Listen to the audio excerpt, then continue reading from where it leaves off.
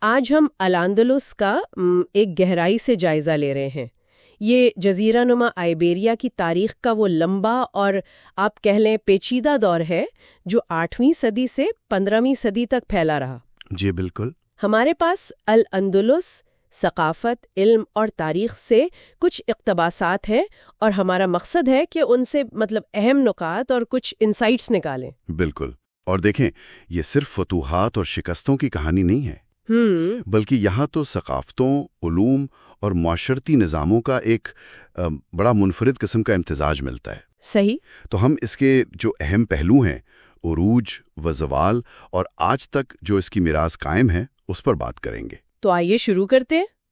اچھا، الاندلس کی کہانی وہ 711 عیسوی میں طارق ابن زیاد کی قیادت میں اموی فوج کی آمد سے شروع ہوتی ہے۔ جی ہاں۔ پھر 756 میں ایک بڑا موڑ آیا۔ ہاں، وہ عبد الرحمن اول والا واقعہ ہے نا؟ بالکل، جب اموی شہزادے عبد الرحمن اول نے قرطبہ میں ایک آزاد عمارت قائم کی۔ جی، اور یہیں سے آپ دیکھیں مغربی اسلامی تہذیب کی ایک الگ شاخ پھوٹی۔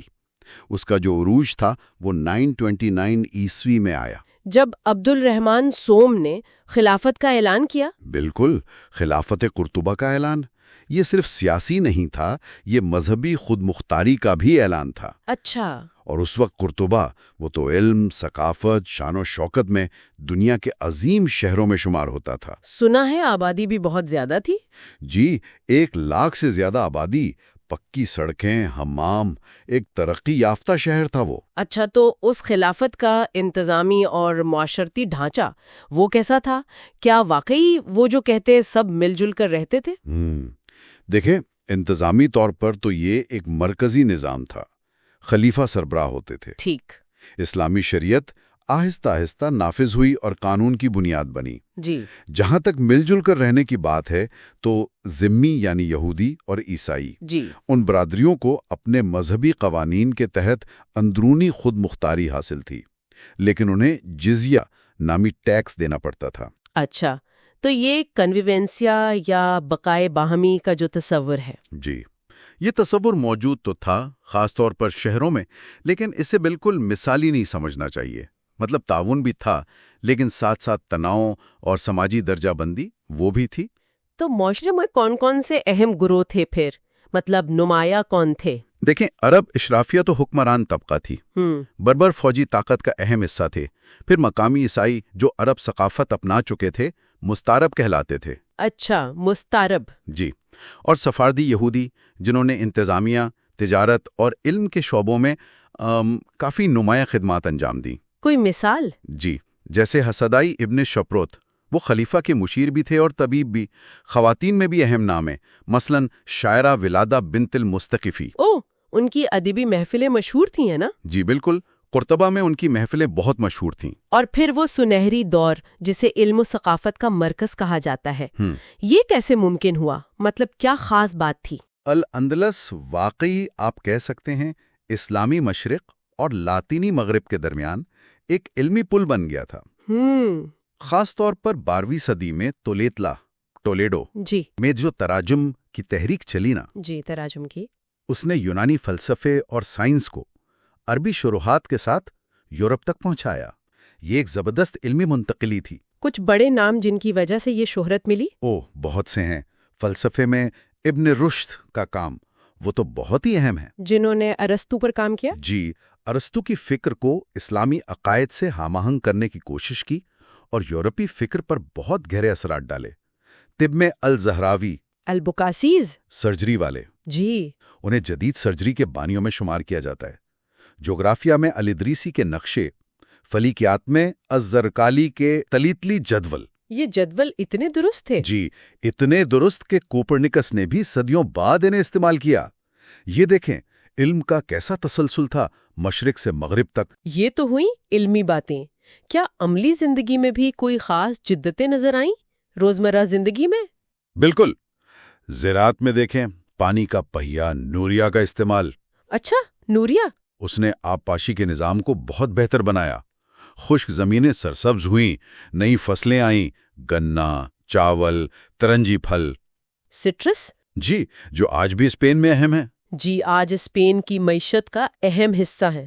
فن تعمیر میں تو کیا بات ہے، قرطبہ کی عظیم مسجد، وہ ستونوں والا ہال، بالکل ہائپو سٹائل ہال، اور وہ دوہرے محراب، پھر غرناطہ کا الحمرا محل، اس کی وہ مقرنس کاری بہت مشہور ہے۔ جی وہ شہد کے چھتے جیسی پیچیدہ سجاوٹ، مقرنس کاری، اور مدینۃ الزہرا کے محلات، یہ آج بھی دیکھنے والوں کو حیران کر دیتے ہیں۔ اور موسیقی کا بھی ذکر تھا۔ ہاں، زریاب وہ بغداد سے آئے اور اندلشی میوزک، فیشن، آداب مجلس، ان سب میں انقلاب لے آئے۔ لیکن پھر ہر عروج کو زوال ہے، خلافت کا خاتمہ کیسے ہوا؟ جی 11ویں صدی میں خلافت کا شرازہ بکھر گیا، الاندلس چھوٹی چھوٹی طائفہ ریاستوں میں بڑھ گیا۔ اچھا، طائفہ؟ یہ ریاستیں اکثر آپس میں لڑتی رہتی تھیں، کمزور ہو گئیں۔ اس کمزوری نے پھر شمالی افریقہ کی بربر سلطنتوں کو موقع دیا۔ مرابطین اور موحدین؟ پہلے مرابطین آئے، پھر موحدین، انہوں نے آ کر مداخلت کی۔ اور اسی دوران شمال میں عیسائی ریاستوں کی ری کانکویسٹا یعنی وہ دوبارہ فتح کرنے کی مہم؟ جی وہ مہم بھی جاری تھی اور زور پکڑتی گئی۔ 1085 میں تلیتلا کا سقوط ایک آپ کہہ لیں اہم سنگ میل تھا۔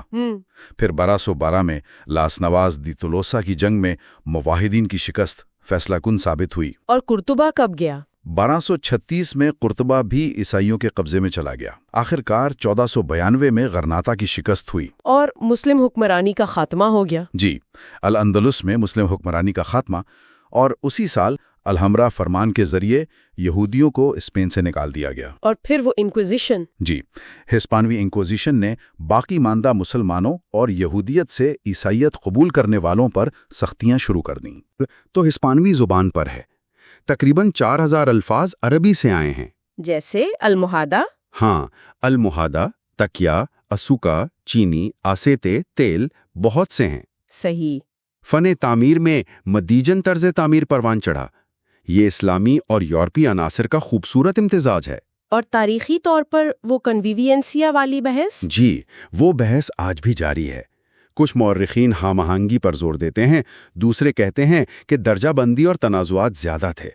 شاید حقیقت ان دونوں کے درمیان کہیں ہے۔ تو خلاصہ کیا ہے؟ خلاصہ یہ کہ الاندلس ایک واقعی منفرد تاریخی تجربہ تھا۔ مذہب، زبان، علم، سیاست، یہ سب یہاں ٹکرائے بھی اور گھل مل بھی گئے۔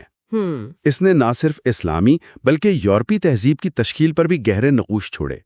یہ صرف جنگ کا میدان نہیں تھا بلکہ علم کا وہ پل تھا جس نے بحیرہ روم کے کناروں کو جوڑا۔ صحیح۔ اور آخر میں ایک نقطہ غور کرنے کے لیے چھوڑ جاتے ہیں جی کہ الاندلس کی یاد، چاہے اسے سنہری دور کہہ کر مثالی بنایا جائے یا پھر تنقید کا نشانہ بنایا جائے، آج بھی شناخت، ثقافتی بقائے باہمی اور تعلقات پر جو بحثیں ہوتی ہیں ان کو کس طرح متاثر کرتی ہے۔